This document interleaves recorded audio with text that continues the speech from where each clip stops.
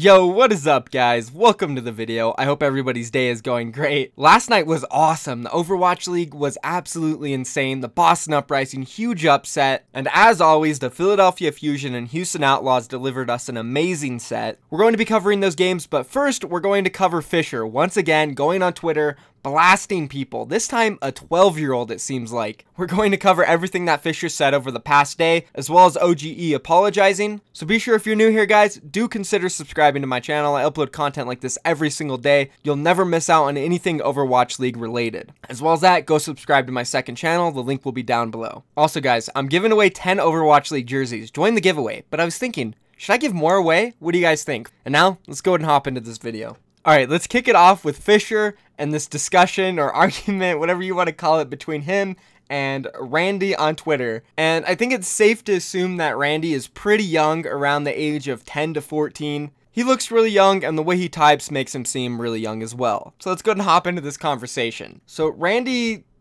there's no context to this tweet. I can't find what this links to, but he said "you" to Fissure. Prior to this, Randy did tweet at Fissure saying that OGE was better than XQC, so there is a little bit of context behind this conversation, but there's no context as to why Randy said "you" to Fissure. Fissure responded, "Me?"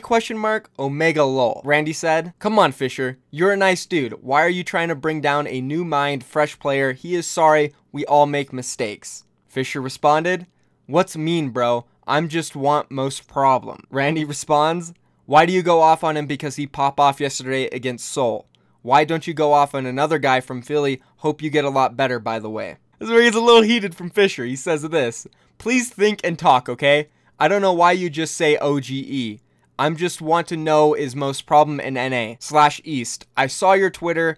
Are you an OGE fan? So fuck what, LMAO." Randy responded, "No, I just don't want more problems on Dallas. They looked good against Seoul. Don't want the team to crash because of this." Fissure responds, "I don't know why I say Dallas. Holy shit, I'm just fucking asking. An Overwatch, not in a Dallas. Please time to think, bro." Randy responds, "He's a main tank. He shot calls. Imagine trying to focus and having people bring you down. Whatever though, just keep what you're doing. You're doing great streams." Fissure responds and says this, "Okay, don't talk more with you because you don't talk, just baby crying and say OGE so good, why blame? Holy dude." Dude, what is Fissure doing? He's literally arguing with a 12-year-old who doesn't speak the same language as him. He's actually flying off the handle right now. Then Randy posted a clapping gif of Drake. Then Fissure responded, and I think he finally realized, what the hell am I doing? And he said, "OMG, really young boy, I got it now, not sarcasm, really sorry, my fault." So it seems like Fissure maybe thought he was being sarcastic or something, and he wasn't a 12-year-old, but he must have checked. Oh man, what the hell? This is too funny. Randy responded saying, "It's okay Fissure, I curse a lot." Fissure said, "Ha ha ha, why? At the game when I get mad, sorry for what I said, you had all the rights." And that was the end of the conversation. So yeah, just a very interesting conversation there between the two. Not really too sure what to make of it. And I think after this Twitter conversation, Fissure realized he needed to relax a little bit. Which, you know, I can understand why he's so passionate about something. Really doesn't like boosters. It's against his morals, which is fine. But again, you know, no need to be fighting with some 12-year-old on Twitter like this. And again, I think he realized it. And he's also doing this thing on a stream now where it's like a Fissure talk show. He talked for about 20 minutes in Korean overall about this whole boosting thing, and he seemed to have a better perspective now. And our boy Robin311, he translated the whole thing, and this is what Fissure had to say on his talk show. "I did a poll on Twitter with help from Puckett about the problems regarding gaming. Thank you to everyone who voted. As a result, I learned that all gamers are the same. They all seriously hate people trying to ruin the game, and it's a common problem for all of us. It's just that when Koreans choose boosting as the largest factor, the Western fans think a little bit differently. They tend to think seriously about one-tricks and being toxic more. I asked a lot of pro gamers about the issue. My question was, why do foreigners consider one-tricks a bigger issue than boosting? The answer was always the same. There simply are not a lot of boosters outside of Korea, so they don't care much about it. There are some people in the Korean community being frustrated asking, why don't the global fans not understand about the seriousness of boosting? Well, they do. It's just that the problem is not as serious outside of Korea. However, my point is this. Whoever it may be, one-tricks, aimbotters, boosters, all people who ruin games are trouble. We should not say things like, well, one-tricks are awful but boosting in comparison, or vice versa. All three issues are equally bad for the game, and we should all criticize them without differentiation. There should be no rankings such as, but this is less, this is worse than that. They seem to have their own perspective about which is worse, and Koreans also have a different viewpoint. But I hope we can all reach an understanding. Personally, I hate boosters, but if they receive proper punishment and realize what they have done has caused harm, I don't mind about a second chance. No matter how much people in Korea say that boosters should not be allowed, it's going to make things better. We have to understand their perspective, and so do they. In conclusion, my argument is not to force your views on others for all sides. I'm sure you have the thoughts of not wanting to cheer for a team because of a certain player and don't want to see him play, and there is no problem with that. But let's not hate the fans who cheer for that player. No matter how much we hate them, will they accept it when the league believes in other issues in a more serious way? Don't worry about me getting fined. There was no complaints at all regarding yesterday. In fact, casters such as Reinforce came to support me through messages, telling me that they do understand my concerns, but not a lot of players here think seriously about it, and it won't do me any good trying to force my views on others. I talked with a lot of people. They received proper discipline, and of course they deserve the punishment. They deserve a second chance to reform themselves. I read all of the comments in the community, including the Reddit thread about why boosting is a serious thing, and I learned the multiple perspectives. Thanks to that, I became less sharp than yesterday. And to the global fans, the primary reason boosters are hated in Korea is because of countless Overwatch pros in Korea left the scene because of the issue. Because of many boosters, many pros received harm. Also, there were players who endured the temptation in their difficult financial situations and didn't do it. Those players should be deeply respected, and I sincerely hope that the people who boost feel ashamed of themselves. For the person who wrote the post on Reddit about why boosting is such a big issue in Korea, you contributed a lot making Overwatch advance. Thank you so much. Also, thank you to the people who gave me advice on this, such as Gamsu, Reinforce, and countless people in Korea. I DM'd Gamsu and thanked him for retweeting my opinion I made yesterday, as well as Reinforce. I also talked with OGE. He contacted me and we had a good talk. He knows what he did was wrong and what kind of harm he caused in others, and he apologized. I also told him sorry for going so hard yesterday. He also told me to meet me separately to apologize. I don't plan to talk about it any further, and I will not condemn his actions any longer. I'm the same player as him, we all make mistakes, now let's play Overwatch. Alright, so I was a lot more relieved after I read this. Fissure obviously realized he was going a little bit too hard and being pretty close-minded about this whole situation, so it's really awesome to see that he's been more open and accepting criticism and opinions of other people. So at the end of the day, good for him, and I'm glad him and OGE made up. And now speaking of OGE, he actually came out and he made a statement about the whole situation. He said this: "I apologize for my past deeds, as well as the recent events. I am sincerely sorry to all Overwatch fans, players, and fellow pro players. I believe my actions deserve condemnation and punishment.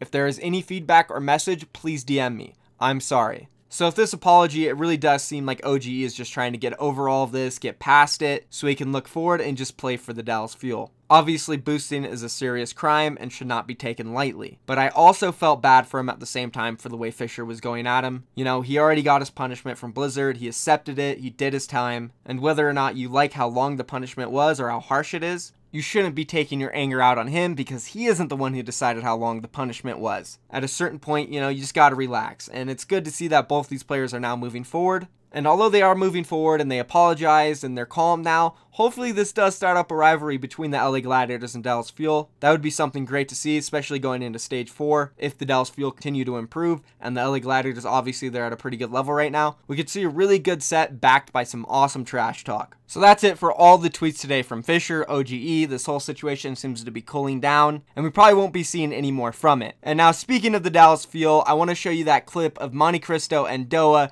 absolutely roasting them live on the broadcast today. I know a lot of you guys don't watch the full games and you come here to see some recap, so let's go ahead and roll the clip. These two guys and the duels have usually been, you know, generally going Carpe's way, but a robot is doing the robot. I mean, what do you expect? Background, that's what happens. Yes. Build your mechs and then have them do dances in the middle of your Russian city. Wow, what a tremendous waste of fuel. But hey, maybe they're solar powered in the future. Who knows? It's all right. We have bigger waste of fuel in the Overwatch League, Noah. Oh, no. Oh, no.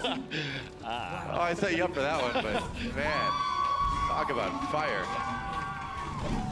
Wow, dude, Monte Cristo is an absolute savage. That's one reason why I respect him so much. He's not scared to say anything. Whatever comes to mind, he'll put it out there. And now let's go to move on to the next news, which was actually pretty cool. So Sinatraa from the San Francisco Shock, he was actually on NBC Nightly News, and they actually did a really good job on this segment. Like, comparing it to the Today Show that Raucus and Jake went on, it was so much better. I'll go ahead and link it down below for you guys who want to watch it. I definitely do recommend checking it out. It's not too long, so it doesn't take too much time. Link will be down below. Go check it out. Alright, so that is it for all the drama, all the news that came out yesterday, last night, and early this morning. And now, let's go ahead and talk about those games from yesterday. I know you guys want me to get into them, so we're going to start off with the Boston Uprising taking on the New York Excelsior. And I want to start this off by saying, I don't want to toot my horn or anything, but I felt this coming. I've been calling the Boston Uprisings Uprising ever since the end of stage 2. They're that one team I kept pointing out and I've had my eye on. I really do think these guys, there's just something special about them and they can make some noise in the Overwatch League. Like, I'm talking Overwatch League championship level, and they straight up proved it tonight going up against the New York Excelsior and taking them out 3-2. And there was just so many questions going into this set for the Boston Uprising. From me, from you guys, everybody. How much was the loss of Dreamcasper going to affect them? Because not only was he a really good individual player, he also was a shot caller on the team. So having to throw mistakes in last minute, who hasn't seen too much playtime over the course of the league so far, definitely worrisome. But I did point out the fact that Striker, Note, Nako, Gamsu, Kalex, these 5 players, they are literally at the top of the rankings in all of their roles. After tonight, I would say Striker is 100% a top 3 tracer. There's SBB, Carpe, Prophet, Striker. I don't care who you want to take out of that top 3 for Striker, he belongs there. Then we move on to Note, and this guy is just special. What he's done in the league is absolutely remarkable. Absolutely no one could have predicted that this guy was going to come into the league and have this much of an impact. Sure, somebody could have pretended and joked around saying, oh yeah, Note's going to be good. Nobody thought he was going to be this good. Nobody. He had an absolutely tremendous performance today, and I believe him or Striker deserves that MVP. Now moving on to Mistakes, the player that we all were wondering, how is he going to be able to perform? Will he handle the pressure well? And to be honest, he played alright. Like, it wasn't great, it wasn't bad. He held his own. For the most part of the series, he was on Widowmaker. He did alright, he got his kills here and there. He got picked here and there. You know, maybe SBB and Pine got the best of him. Pine destroyed him. You know, Pine's a god at Elios, and that's a whole nother topic right there. Pine and Elios, name a more iconic duo, seriously. Ridiculous how good he is on that map. But back to Mistakes, as I said, overall it was a decent performance. He looked the best on Genji. Too bad we didn't get to see much of it, but it was solid. It definitely wasn't at the level of a performance we probably would have seen from Dreamcasper, but still it was decent, and that's pretty much it for him. As for Nako, I honestly think he outperformed Jonak in this set. Not just on the Zenyatta, he swapped over to the Roadhog for Junkertown, popped off. Gamsu, one of the best main tanks in the league. Very well-rounded player. He can just do everything that you need from a Winston. Whether it's create space, dive, peel, he's doing it all. And I'd say he's probably creeping up there as a top 3 main tank, sitting around Fissure and Gestures level. Kalex is a very consistent support. He gets the reses off that he needs. He doesn't get picked early often. And yeah, Boston Uprising, this team is absolutely insane. They won 32 team fights to New York Excelsior's 29. They had 195 kills to New York Excelsior's 168. They convincingly won Volskaya. Numbani was extremely close. Basically went down to the very last team fight. They got rolled over on Elios, but let's be honest, New York Excelsior are unstoppable on Elios. I think it was a stat that came out from the Overwatch League. They're like 11-1 on this map. Some ridiculous stat like that, only losing to the London Spitfire. Junkertown was pretty close, but they convincingly won it. And on Oasis, the final map, the Boston Uprising kind of made easy work of the New York Excelsior. And something I really want to point out about NYXL, this is like the first set I can remember since like stage 1 finals against London Spitfire that SBB and Libero were basically just not effective. Besides like a few moments here and there, they seem like average players in this set. Like, if you go and watch any New York Excelsior game, either both SBB and Libero are absolutely carrying, or one of them is. And in this set, they were both neutralized. And that's due to many factors. Striker, not an easy tracer to duel for SBB. Note, with the Matrix all the time shutting down Libero. That's one thing Note is so good at. Note's Matrix management is absurd. He's always pilling with it, and it seems like in the most important times, he has it for like 4 seconds. Then Nako, he's not an easy Zenyatta to duel. SBB isn't going to be able to walk all over him. Gamsu, he's got all the pill in the world. Same with Kalex. So as a whole, the Boston Uprising's roster just completely dealt with Libero and SBB in a way we really haven't seen any other teams do besides London Spitfire. Let alone this stage where New York Excelsior has looked absolutely unstoppable. Massive win for the Boston Uprising. As for the New York Excelsior side, even Jonak didn't have a spectacular game. He wasn't carrying hard. It was interesting seeing Janice in there for the first 2 maps. I think this is the first time he's ever played 2CP. We typically just see him come in for map 3, which is usually a hybrid map. We did see him on Numbani, but but it was kind of weird seeing him in there for Volskaya. I'm not sure what the reasoning was for that, but I don't think it had too much of an impact on this series, as Mano didn't do much in the 3 games he played. They actually lost 2 of those 3. As for Pine, Elios, we already talked about it. They're incredible on this map. They really hardly ever lose it, let alone even lose a round. Pine's Widowmaker was on fire. Mistakes, Widowmaker, as I said earlier, it was a little iffy. He couldn't stand up to Pine on this map, not even close. And we actually saw in Elios, Animo, a new support player for New York Excelsior, come in. We actually haven't covered this player at all, but he did come in. He played well. As I said, it was Elios. So overall, just congratulations to the Boston Uprising. I'm super happy that they got this win, and that losing Dreamcast isn't really going to affect them overall. And I can't wait to see how much Mistakes can improve, because if he can get his game up to the level that Dreamcasters was, or even better, this team is going to go far in the playoffs, guys. Very far. So that's it for this set. Let's go and move on to the next one, which was the Philadelphia Fusion taking on the Houston Outlaws. And this was just one hell of a set, man. These guys deliver every single time they play each other. Going all the way to map 5. And those first 2 maps were absurd, dude. Volskaya and Nubani, so close. Nail biters. All the way to the last team fight. And something that I want to point out right away, which is kind of remarkable. The Philadelphia Fusion won 41 team fights, and the Houston Outlaws, they only won 29. As for the kills, Philadelphia Fusion had 210, Houston Outlaws had 163. So these are really big differences for a set that seemed very close all the way down to the 5th map. I know Philadelphia Fusion did win a couple control rounds here and there that were 100-0, but there were also 99-99s on both maps. So I'm not too sure where all these team fight wins came from. They got rolled over on Junkertown. Only 1 round in Elios is 100-0. So that's just very interesting with the team fights and kills. As for the set as a whole, Volskaya, again, extremely close. Last fight, Houston Outlaws clutched it out. Then it was the same thing on Nubani, but this time Philadelphia Fusion clutched it out in that very last team fight. Fact Fiction, he actually made his debut on Volskaya. He played insane. 19-9 plus 10 on 1 map. Fact Fiction had more last hits on Volskaya than Muma had on Nubani, Elios, Junkertown, and Oasis combined. Yeah, that's pretty insane. I know Nubani was a very long map and a lot of kills happened overall on it, but still, 1 map to 4, incredible debut for Fact Fiction. Actually made me very excited to see what he can actually do for this team. Overall, it seemed like the Houston Outlaws DPS weren't able to do as much as the Philadelphia Fusions. Carpe, Snillo, incredible duo. Real success story for Snillo. He's performed like a god every single match so far. Carpe, hands down, this guy is just an animal. Not only is he prolific on that tracer role, this guy's insane at hit scan. Specifically the McCree and Widowmaker, which is actually becoming very popular in the league right now. A lot of teams are leaning towards McCree and Widowmaker for the hit scan roles, and it seems like Soldier's kind of been phased out this stage. I know McCree's really good against the Sombra, but it's not like every single team is running Sombra all the time. So that's interesting. Poco looked good. Fraggy died a lot. What's new? Philadelphia Fusion and a nail biter. These guys,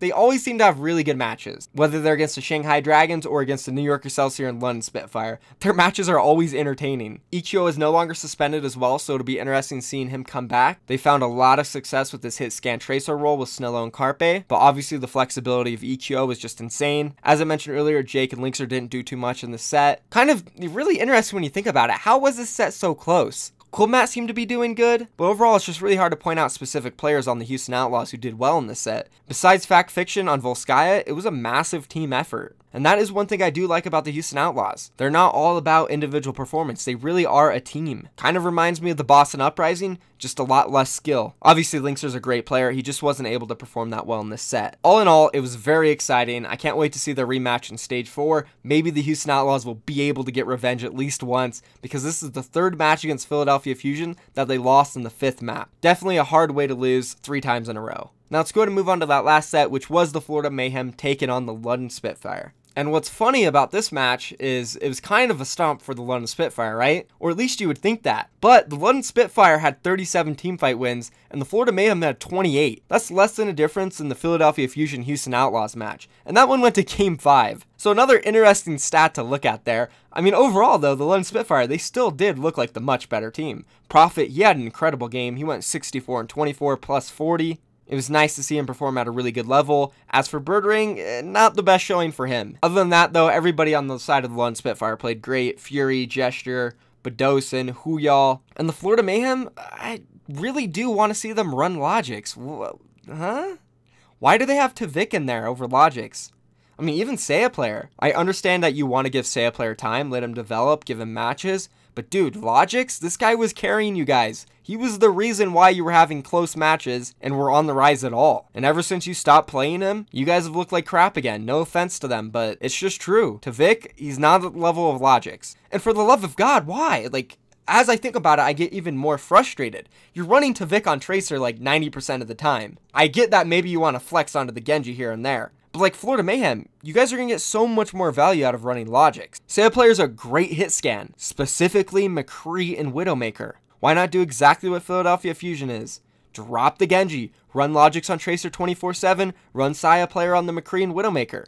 Like, it's simple. It hurts my head. You don't need to run to Vic and they're flexing like that. You don't. He was on 7 heroes total. Makes no sense. This was exactly what you were doing in stage 1 and early on in stage 2 when you weren't performing. And you said it yourselves. Logix told me on my stream that you guys got your new coach in, Ryder, and he said stop running Genji, stop flexing, run small comps, have Logix carry on the Tracer, and that's it. That's what worked. Now you got Saya player. You don't need to run Genji, and that's that. As for Awesome Guy, he made his debut. He seemed alright. It was hard to judge, as I've said for many other players' debut. You just need more of a sample size from them. It wasn't really all that close of a set. Prophet was popping off on the Tracer, and he was just doing work on Awesome Guy. So not too much to talk about there. And yeah, I mean, that was it for this set. And again, if you guys are new here, do not forget to subscribe. You don't want to miss out on all this Overwatch League content. As well as that, go to my second channel, click the link. It's down below. I'm going to be uploading other Overwatch League content there, as well as some real life stuff. And yeah, just thank you for watching, guys. Enter the giveaway, gleam.io, link down below. I was thinking about maybe adding 3 more to the giveaway. What do you guys think about that? Let me know in the comments. And I'll see you guys tomorrow. Peace.